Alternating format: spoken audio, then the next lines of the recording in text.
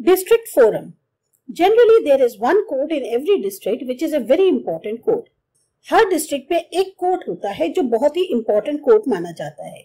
It studies the complaints of consumers and gives compensation to the consumer against loss. जो भी consumers की complaints होती है उनको वो स्टडी करता है और उसके बाद जो भी नुकसान हुआ होता है कंज्यूमर का उसकी वो भरपाई करता है, एक तरह से कंपनसेशन दिलवाता है. Approximately 571 consumer district forums are working in our country. अभी हमारी कंट्री के अंदर लगभग कंज्यूमर फोरम जो हैं डिस्ट्रिक्ट लेवल पे 571 है टोटल मिला के जो कंट्री में काम कर रही हैं. In these courts presently claims for compensation up to ₹20 lakh are filed after paying the decided फी.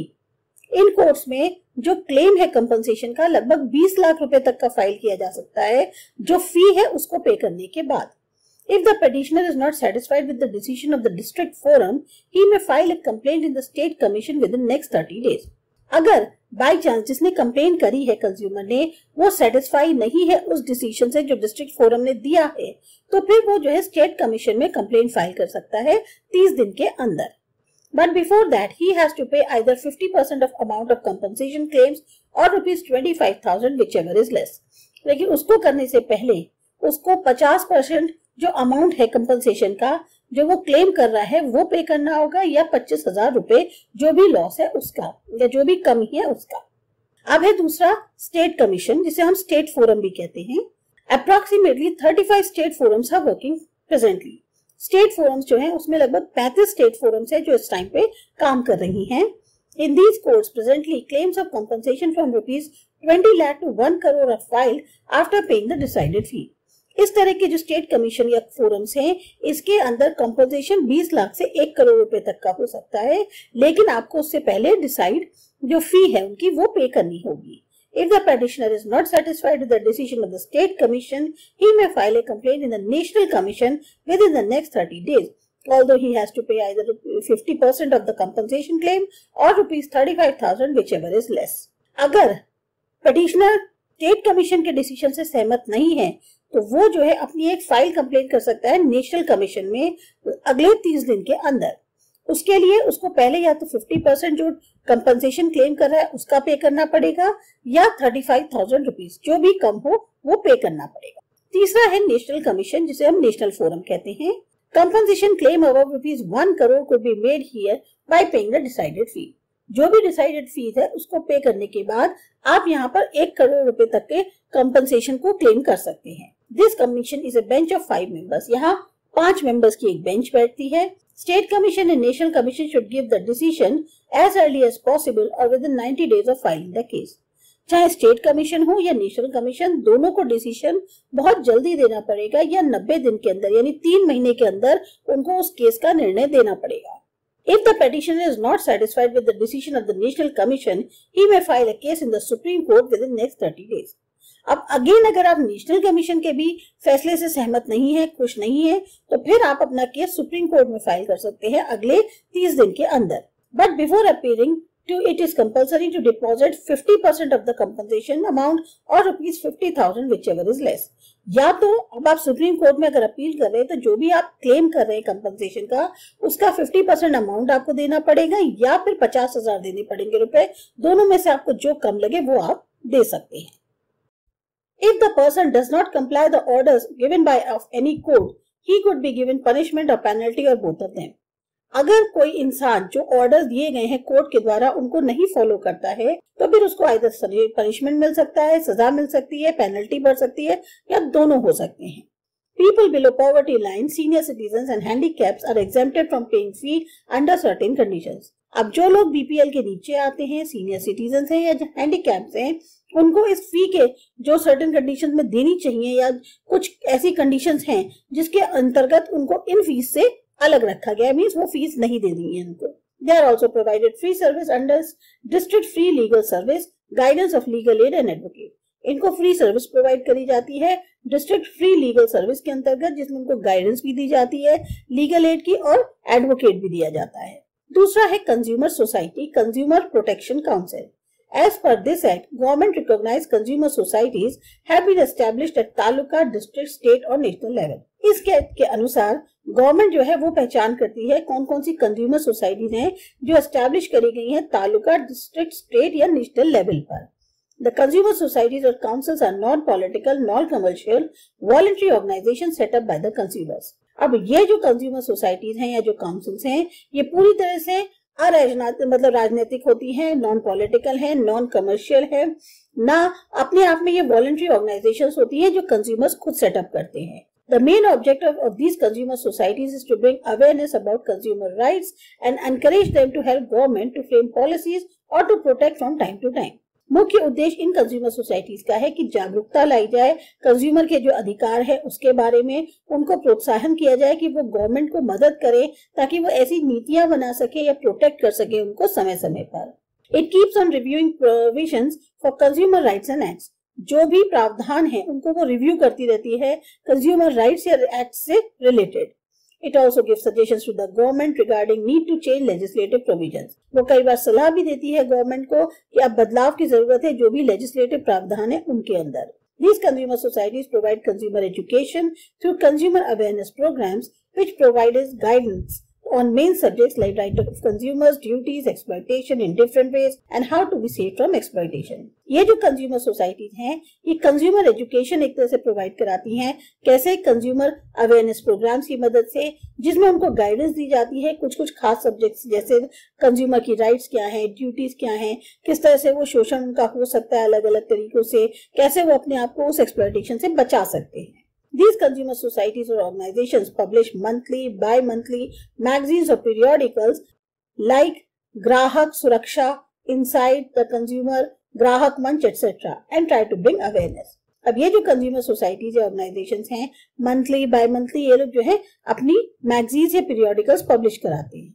जैसे ग्राहक है, ग्राहक सुरक्षा हो गई, इनसाइट है, कंज्यूमर है, ग्राहक मंच है, ताकि लोगों में जागरूकता आए. They are helpful in elimination of complaints of consumers. इससे जो कंज्यूमर्स की कंप्लेंट्स होती हैं वो खत्म होने में सहायक होती है या मदद मिलती है. पब्लिक डिस्ट्रीब्यूशन सिस्टम PDS जिसे कहते हैं. Under public distribution system essential commodities of good quality are provided in fixed quantity at subsidized rates to the poor at regular interval from fair price shops. PDS system यानी कि जो ration system होता है इसमें जो जरूरत का सामान है अच्छी क्वालिटी का वो एक फिक्स क्वांटिटी में प्रोवाइड कराया जाता है सब्सिडीज रेट पे गरीब लोगों को समय समय पर, और ये मिलता है जो फेयर प्राइस शॉप्स होती हैं यानी जो राशन की शॉप्स होती है वहां पर. Thus the poor consumer is saved from the exploitation in the open market from where they have to purchase goods at high rate of low quality and less weight. इससे जो उपभोक्ता है वो पूरी तरह से शोषण का शिकार होने से बच जाता है जो उसको ओपन मार्केट में मिल सकता है, जहां वो चीजें खरीदेगा ऊंचे दाम पे, क्वालिटी अच्छी नहीं होगी और कम तोल होगा. Public distribution system controls corrupt practices of trader. और ये जो है एक तरह से PDS जो ट्रेडर्स की करप्ट प्रैक्टिसेस होती है उन पर भी एक तरह से कंट्रोल करता है. System certifying weights and measures and purity of goods. For health and safety of consumers, government has set up many legal institutes which perform the task of checking the quality, quantity and purity of produced goods and certified them. अपने ग्राहकों की सुरक्षा और उसका ध्यान रखने के लिए सेहत का गवर्नमेंट ने बहुत सारे लीगल इंस्टीट्यूट्स बनवाए हैं, सेटअप किए हैं जो यही काम करते हैं कि वो चेक करते हैं किस तरह की क्वालिटी, क्वांटिटी या प्योरिटी जो भी चीजें उत्पादन हो रही है उनकी कैसी है और फिर उसके अकॉर्डिंग उनको सर्टिफाई करते हैं. Government of India established ISI in 1947 to regulate quality. अब क्वालिटी को रेगुलेट करने के लिए गवर्नमेंट ने जो है ISI यानी इंडियन स्टैंडर्ड ऑफ इंस्टीट्यूट को एस्टैब्लिश किया 1947 में. Since 1986 it is known as BIS, bureau of Indian standard. अब 1986 के बाद इसको BIS के नाम से जाने लग गया यानी कि ब्यूरो ऑफ इंडियन स्टैंडर्ड से. The goods that meet the described standard and quality are allowed to use ISI mark. अब जो गुड्स जो हैं इस पर्टिकुलर स्टैंडर्ड के अकॉर्डिंग होते हैं, क्वालिटी उनको मैच करती है, वही जो है सिर्फ ISI का मार्क लगा सकते हैं. The agriculture products like forest products, horticulture and animal products are given the mark of egg mark. जो एग्रीकल्चर से संबंधित प्रोडक्ट्स हैं जैसे फॉरेस्ट की प्रोडक्ट्स हो गई, हॉर्टिकल्चर हो गया, एनिमल प्रोडक्ट्स हो गई, इन सबको मार्क दिया जाता है एग मार्क का. It is implemented under Agriculture Product on Act 1937. ये लागू होता है एग्रीकल्चर प्रोडक्ट एक्ट जो आया 1937 में, उसके अंतर्गत. This scheme is run by the Directorate of Marketing and Intelligence in the Ministry of Agriculture, Government of India, which grants permission to the traders to use egg mark. ये scheme जो है चलाई जाती है directorate of marketing and intelligence के द्वारा, जो कि मिनिस्ट्री ऑफ एग्रीकल्चर में होते हैं गवर्नमेंट ऑफ इंडिया के अंदर, और यही परमिशन देते हैं कि आप ट्रेडर्स जो हैं एग मार्क का साइन लगा सकते हैं. If the consumer has any doubt regarding the quality of marks, he can contact the regional office of the BIS. अगर बाई चांस किसी भी कंज्यूमर को शक है इस मार्क की क्वालिटी को लेकर, तो वो जो है रीजनल ऑफिस को कांटेक्ट कर सकता है BIS के. Even gold ornaments are given BIS marks along with the purity number, that is 916, which means the quality and the purity of the gold is generated by certain parameters. जो gold ornaments होते हैं उनको भी BIS marks दिया जाता है, साथ ही साथ एक प्योरिटी नंबर दिया जाता है 916. इसका मतलब ये है कि जो क्वालिटी है या जो गोल्ड की प्योरिटी है वो पूरी तरह से सर्टेन पैरामीटर से पास करके जनरेट की गई है. These are BIS marks. Gold number example 916 depicts 22 carat gold. अब BIS मार्क है, गोल्ड नंबर 916 बताता है कि ये 22 कैरेट गोल्ड है. Hallmark logo is given by the central government which shows the year of hallmark. Example J means jewelry manufactured in 2008. अब hallmark जो है उसने लोगो दिया हुआ है, जो उसको दिया गया है लोगो एक सेंट्रल गवर्नमेंट के द्वारा, जो बताता है कि जो ईयर ऑफ हॉलमार्क है, जैसे एग्जाम्पल हमने जे किया है तो इसका मतलब जो ज्वेलरी है वो मैन्युफैक्चर हुई थी 2008 में. इसी तरह से मार्क ऑफ FPO यानी food product order is used in jam, fruits, juice, fruits और वेजिटेबल्स पैक्ड इन टिन. जो भी टिन में पैक्ड होते हैं उन सब के ऊपर जो है एक फूड प्रोडक्ट ऑर्डर का लोगो लगा रहता है. BIS allowed textile, chemical, insecticides, products of rubber, cement, electronic gadgets to use ISI mark. अब BIS जो है वो अलाउ करता है टेक्सटाइल, केमिकल्स, इंसेक्टिसाइड्स हो गए, रबर के प्रोडक्ट्स हैं, सीमेंट हो गया, या जो भी इलेक्ट्रॉनिक गैजेट्स हैं उन पे ISI मार्क लगा सकता है. वूल मार्क जो है ज्यादातर given to woollen products and dress पे होता है. MPO यानी meat processing optimizer, it is given to the meat, mutton and products made from them. जो भी चीजें मीट, मटन या उनकी प्रोडक्ट्स से रिलेटेड होती है उनको MPO मार्क दिया जाता है. इसी तरह से HACCP, hazard analysis and critical control point, ये प्रोसेस्ड फूड को दिया जाता है. Eco, it is given to soap, detergent, paper, lubricating oil, packaging material, color chemicals, power coating, battery, cosmetics goods used in place of wood, leather and plastic products by ISI presently called BIS. तो ये जो सब चीजें हैं इन पर eco वाला mark लगा होता है और ये सब इस्तेमाल करी जाती हैं इसी इको प्रोडक्ट के अंतर्गत. यानी अगर आपके इसके ऊपर ये टैग लगा हुआ है तभी जो है आप ISI या BIS का मार्क इसके ऊपर एक तरह से लगा सकते हैं. Organizations at international level. Two organizations are working at international level for standardization of product. दो ऑर्गेनाइजेशन ऐसी हैं जो इंटरनेशनल लेवल पे काम कर रही हैं प्रोडक्ट्स की स्टैंडर्डाइजेशन को लेकर. एक है ISO इंटरनेशनल स्टैंडर्डाइजेशन ऑर्गेनाइजेशन और दूसरी है CAC यानी कि कोडेक्स एलिमिनेटरियस कमीशन. पहली है ISO. Its headquarter is in Geneva. इसका हेडक्वार्टर जेनीवा में है. It was established in 1947. 1947 में ये स्थापित हुई थी. Its main function is to provide certification of standard according to international standards. इसका मुख्य उद्देश्य यही है कि ये सर्टिफिकेट देती है उस स्टैंडर्ड का, यानी उसको सर्टिफाई करती है जो इंटरनेशनल स्टैंडर्ड्स के अकॉर्डिंग होती है प्रोडक्ट. जैसे series of ISO 9000 is given for the environment management system by international organization which is certification of officers and institutions having high quality. जैसे सीरीज जो ISO की है 9000 ये दी गई है एनवायरमेंट मैनेजमेंट सिस्टम को इंटरनेशनल ऑर्गेनाइजेशन के द्वारा, जो कि एक तरह से सर्टिफिकेशन है ऑफिसर्स का और इंस्टीट्यूशंस का जिनकी हाई क्वालिटी है. दूसरा है codex alimentarius commission CAC. This organisation was set up to certify edible products. इसको खाने वाले जो चीजें होती हैं उनको सर्टिफाई करने के लिए सेटअप किया गया था. It is an international commission for food. ये एक तरह से इंटरनेशनल कमीशन ऑर्गेनाइजेशन है फूड के लिए. In 1963 food and agriculture organization and world health organization established. 1963 में इसको FAO यानी फूड एंड एग्रीकल्चर ऑर्गेनाइजेशन और जो वर्ल्ड हेल्थ ऑर्गेनाइजेशन है उन्होंने स्थापित किया था. Its headquarter is in Rome, capital of Italy. इसका हेडक्वार्टर रोम में है जो इटली की कैपिटल है. Its main function is to develop food standard, guidelines and code of practice for production and international trade in food products like milk, milk products, meat, fish, etc. इसका मुख्य उद्देश्य यह है कि एक फूड स्टैंडर्ड को develop करना, guidelines देना, प्रैक्टिस करने के कोड्स देना, प्रोडक्शन के लिए भी और इंटरनेशनल ट्रेड के लिए जो खास तौर से फूड प्रोडक्ट्स में डील करते हैं जैसे milk, milk products, meat, fish. The job work of contacting ISO is done by BIS in India. अब जो काम करने का, कॉन्टैक्ट करने का ISO से काम है वो किया जाता है BIS के द्वारा इंडिया के अंदर, while Director General of Health Services contacts the CAC, जबकि जो हेल्थ सर्विसेज के डायरेक्टर जनरल हैं वो कॉन्टैक्ट करते हैं CAC को। Who can file a complaint? Where? अब कौन कहाँ कंप्लेंट फाइल कर सकता है, कैसे कहाँ करनी है? कंज्यूमर हिमसेल्फ, खुद भी कंज्यूमर जो है वो फाइल कर सकता है एक complaint. Central government, state government और गवर्नमेंट यूनियन टेरिटरीज कर सकती हैं आपकी फाइल कंप्लेंट। कंज्यूमर सोसाइटी और कंपनी लॉ और अदर प्रिवेलिंग लॉज, यानी जो कंज्यूमर सोसाइटी है, कंपनी की लॉज हैं या और जो लॉज हैं वो कर सकती हैं। Representative consumer on behalf of the consumers on the matter in which it is the interest of all the consumers, जो रिप्रेजेंटेटिव कंज्यूमर है वो सारे कंज्यूमर्स के बिहाफ पर उस मैटर पर लेकर एक फाइल कर सकता है कंप्लेंट जिसमें सभी कंज्यूमर्स का हित हो। Any member of the family of a person who had purchased the product or service with his permission may file a case if there is a shortage of material or service or may lodge a complaint against loss.